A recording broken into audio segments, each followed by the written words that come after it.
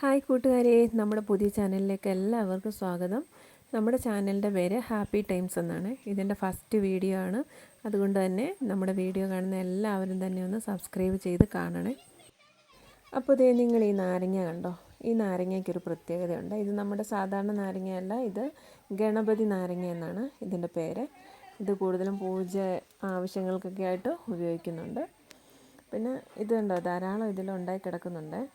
ഇത് കുറച്ചുകൂടെ നന്നായിട്ട് വിളഞ്ഞ് വരണം. അതായത് പഴുക്കുന്ന സമയത്താണ് ഇത് കൂടുതലും അച്ചാറിടാനൊക്കെ നല്ലത്. ഇതിപ്പം അതിലൊരെണ്ണം ഞാൻ പറിച്ചിട്ടുണ്ട്. ഇതിപ്പോൾ ഒരുപാടൊന്നും വിളഞ്ഞിട്ടില്ല, ഒരുപാട് പഴുത്തിട്ടില്ല, ഒരു സാധാരണ വിളവായിട്ടുണ്ട്. അപ്പോൾ ഇതൊന്ന് അച്ചാറിടാനാണ് ഇന്നത്തെ നമ്മുടെ പരിപാടി. അപ്പോൾ ഈ നാരങ്ങയ്ക്ക് ഒരുപാട് പ്രത്യേകതകളും ഗുണങ്ങളും ഒക്കെ ഉണ്ട്. ഇതിൻ്റെ ഏറ്റവും വലിയ പ്രത്യേകത എന്ന് പറയുന്നത് ഇത് തൊലിയോടുകൂടി അച്ചാറിടാമെന്നുള്ളതാണ്. ഞാൻ നേരെ ഓപ്പോസിറ്റാണ് ഇവിടെ കാണിച്ചുകൊണ്ടിരിക്കുന്നത്. കാരണം ഞാനിതിൻ്റെ തൊലി ചെത്തിക്കളയുകയാണ്. ഞാൻ ഫസ്റ്റ് ടൈമാണ് ഇത് അച്ചാറിടുന്നത്. അച്ചാറിട്ട് കൂട്ടിയിട്ടുണ്ട്, പക്ഷേങ്കിൽ ഞാൻ ആദ്യമായിട്ടാണ് ഇത് അച്ചാറിടുന്നത്. അപ്പോൾ ഇനിയും ചെറിയൊരു കയ്പും ഇതിന് പ്രത്യേകിച്ചൊരു എന്താ പറയുന്നത്, മറ്റ് നാരങ്ങ പോലെ പുളി കുറവാണ്. അപ്പം നമ്മളിത് അച്ചാറിടുമ്പോൾ വിനാഗിരിയൊക്കെ ചേർത്തിട്ടാണ് അച്ചാറിടുന്നത്. എന്തായാലും ഒരുപാട് കയ്പൊക്കെ ആയി പോയെങ്കിലോ എന്ന് കരുതിയിട്ടാണ് ഞാനിത് തൊലി ചെത്തി കളയുന്നത്. നിങ്ങൾ ഇടുമ്പോൾ തൊലിയോടുകൂടി അച്ചാറിടാൻ നോക്കണേ.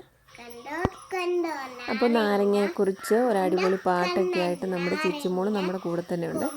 അപ്പോൾ ഈ നാരങ്ങ കട്ട് ചെയ്യുമ്പോൾ ഇങ്ങനെ നടുവേ മുറിച്ചെടുക്കണം. കുരുവൊന്നും മുറിഞ്ഞു പോകാതെ വേണം മുറിച്ചെടുക്കാൻ വേണ്ടി. കാരണം കുരുവൊക്കെ മുറിഞ്ഞിട്ടുണ്ടെങ്കിൽ നല്ല കയ്പ്പ് വരും.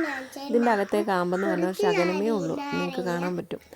അപ്പം ഞാനത് ചെറിയ കഷ്ണങ്ങളൊക്കെ ആയിട്ട് ഉപ്പൊക്കെ തിരുമ്മി വെച്ചിട്ടുണ്ട്. അപ്പം നമ്മൾ നാരങ്ങ മുറിക്കുമ്പോൾ അപ്പം തന്നെ ഉപ്പ് കുറച്ച് നേരം നാരങ്ങ മുറിച്ച് വെച്ചിട്ട് കുറേ കഴിഞ്ഞിട്ട് ഉപ്പിടാനിരിക്കില്ല, കാരണം കയ്പ്പ് കൂടും. അപ്പോൾ ഞാനിത് ഉപ്പും അതുപോലെ തന്നെ കായപ്പൊടി, ഉലുവായും ഒക്കെ ചേർത്ത് മഞ്ഞൾപ്പൊടിയൊക്കെ ചേർത്ത് ഇളക്കി വിനാഗിരിയൊക്കെ ഒഴിച്ച് ഒരു കുപ്പിയിലാക്കി ഫ്രിഡ്ജിൽ സൂക്ഷിക്കും. കാരണം ഇത് ഒരു 2-3 ആഴ്ചയൊക്കെ കഴിഞ്ഞ് നമ്മൾ എടുക്കുകയാണെങ്കിൽ ഈ ടേസ്റ്റ് എല്ലാം അതേ പിടിച്ചിട്ട് അങ്ങനെ ഇടുന്ന അച്ചാറിനൊരു പ്രത്യേക ടേസ്റ്റാണ്. അപ്പോൾ അതിനായിട്ട് എല്ലാം തിരുമ്മി സെറ്റാക്കി വെച്ചിട്ടുണ്ട്. ഇതിനി നമുക്ക് 2 ആഴ്ചയ്ക്ക് ശേഷം എടുത്ത് അച്ചാറിടാം.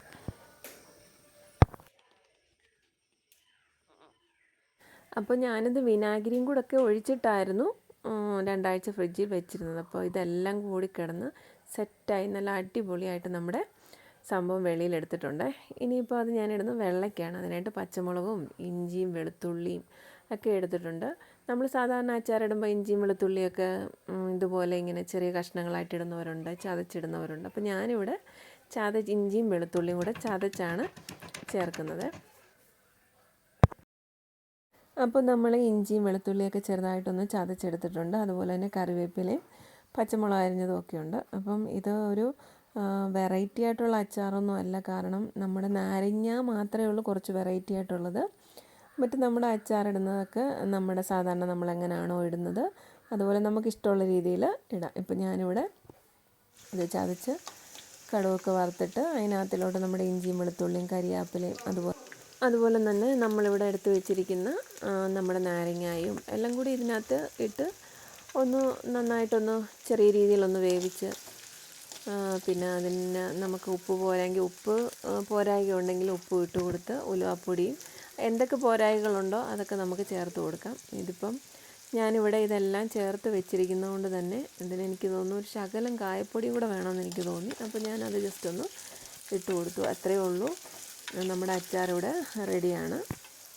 അപ്പോൾ തീർച്ചയായിട്ടും നിങ്ങൾക്ക് ഈ വീഡിയോ ഇഷ്ടപ്പെട്ടിട്ടുണ്ടെങ്കിൽ ലൈക്ക് ചെയ്യാനും കമൻറ്റ് ചെയ്യാനും മറക്കല്ല.